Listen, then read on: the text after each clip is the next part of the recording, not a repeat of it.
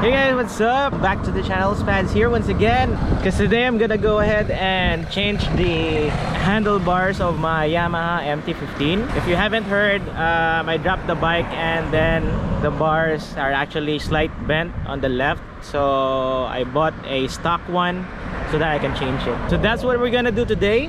So I'm on my way to V Motors to get it changed. So I want you guys to sit back and relax and enjoy my unboxing of this new handlebar from SGM Moto. Okay, so let's go. I will see you on V Motors.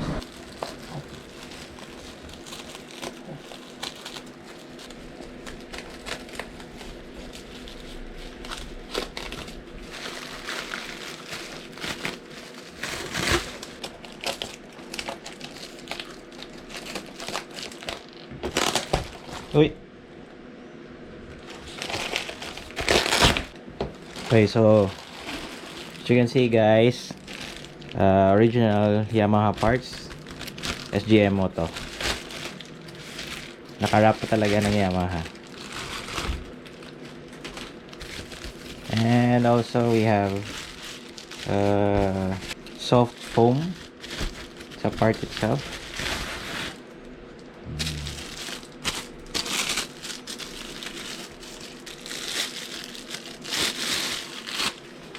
So ayan yung handlebar. Okay, so let's head over to V Motors. We're gonna have this installed. Let's go. Hey guys, so we're back here at V Motors.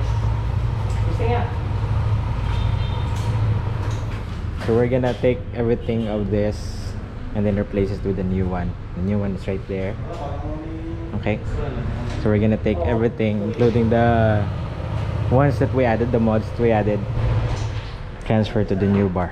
Okay, let's go. Gusto yan ang hirit-hirit. Ton mo lang gid siya mo lang na yan. Diyan ka agi pag ano, mga CRF na ba tayo galingan mo lang yung kamay ng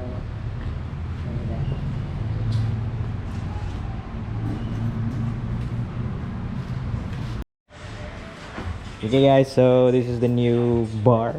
Ready? We have it drilled holes para sa signal light.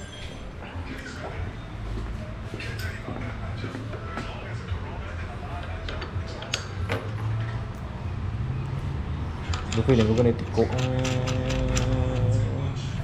stuck nga handlebar. Feeling ko ganito ko stuck nga handlebar.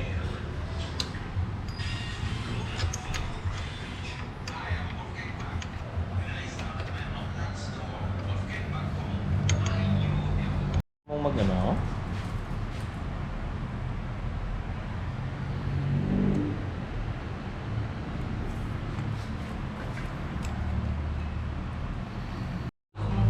Hey guys, so tapos na kabit yung bagong stock bar. So we're gonna test it out. We're gonna ride to see if okay yung feel niya. Okay, so let's go.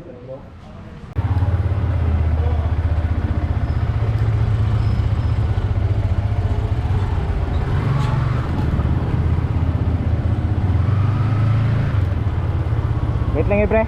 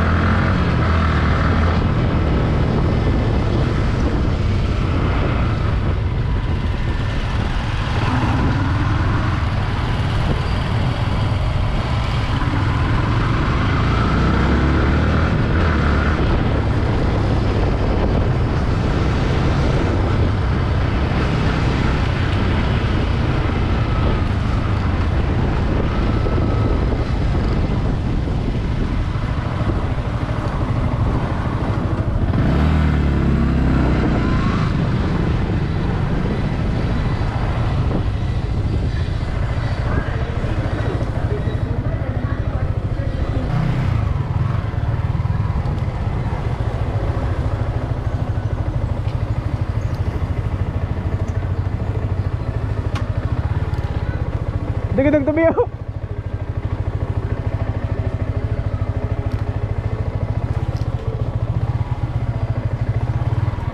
Okay, what's up? So, we're here at Besh Burger.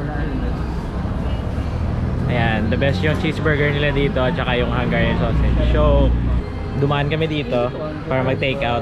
And then, we're gonna proceed on, I think I'm gonna go home na. And on the way, tetest natin yung handlebar. So far, okay naman siya. I'm gonna test it out later kung mabilis na yung takbo ng motor. Then after that, close natin ang vlog. Okay? So, dito muna kami. We're gonna wait for the burgers and sausages. Let's go.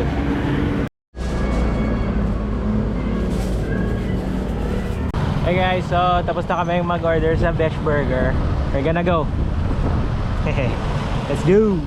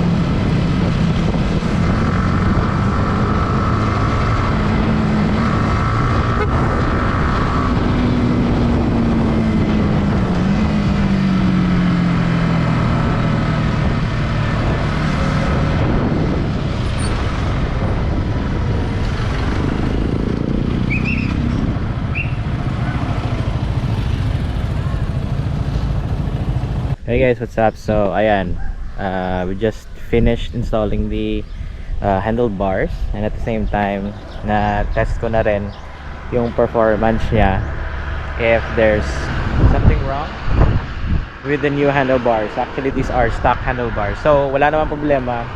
As you can see, iba yung get up natin for today.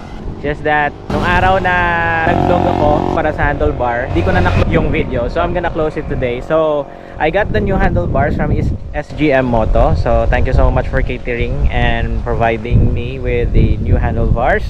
If you're looking for stock accessories or stock pieces for your MT15, check out SGM Moto, okay? So, this is the end of the video, and I will be going now to Barota because we have a ride there. I'm gonna meet up with the group. Okay, so if you're not yet subscribed to the channel and follow my social media accounts. Okay, so until next time, I will see you guys in the next video. Bye.